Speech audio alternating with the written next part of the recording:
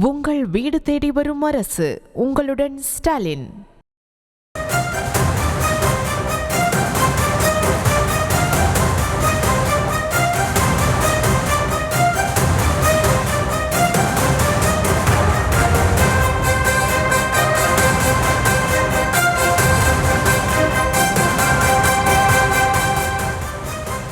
அண்மை செய்தி.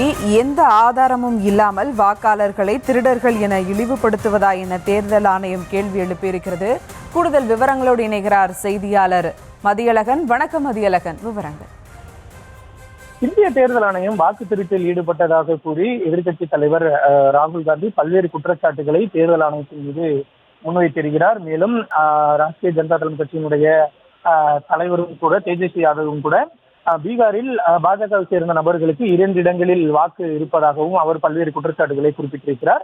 இந்த நிலையில் இந்த விவகாரம் தொடர்பாக தேர்தல் ஆணையம் தற்பொழுது விளக்கம் ஒன்றை அளித்திருக்கிறது. அதில் ஒருவருக்கு ஒரு வாக்கு என்ற முறையானது இந்தியாவினுடைய முதல் தேர்தல் நடைபெற்ற 1951ஆம் ஆண்டு முதல் இந்தியாவில் அமலில் இருப்பதாக தெரிவிக்கப்பட்டு இருக்கிறது. மேலும் யாரேனும் ஒரு நபருக்கு 2 இடங்களில் வாக்குரிமை இருந்தால் கூட அல்லது அப்படி அவர்கள் வாக்கு அளித்திருந்தாலும் கூட அது தொடர்பாக தேர்தல் ஆணையத்தில் எழுத்துப்பூர்வமான பிரமாண பத்திரமாக தாக்கல் செய்ய வேண்டும். அதை தவிர எந்த விதமான ஆதாரமும் இல்லாமல் நாட்டினுடைய வாக்காளர்களை திருடர்கள் என்று சொல்வதை ஏற்றுக்கொள்ள முடியாது என தேர்தல் ஆணையம் குறிப்பிட்டு இருக்கிறது.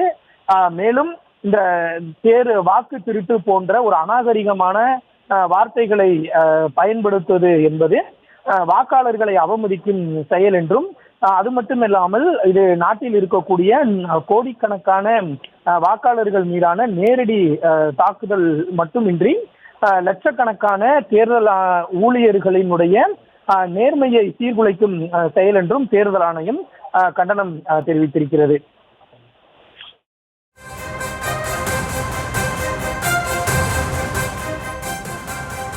விவரங்களுக்கு நன்றி மதியழகன். உங்கள் வீடு தேடி வரும் அரசு. உங்களுடன் ஸ்டாலின்.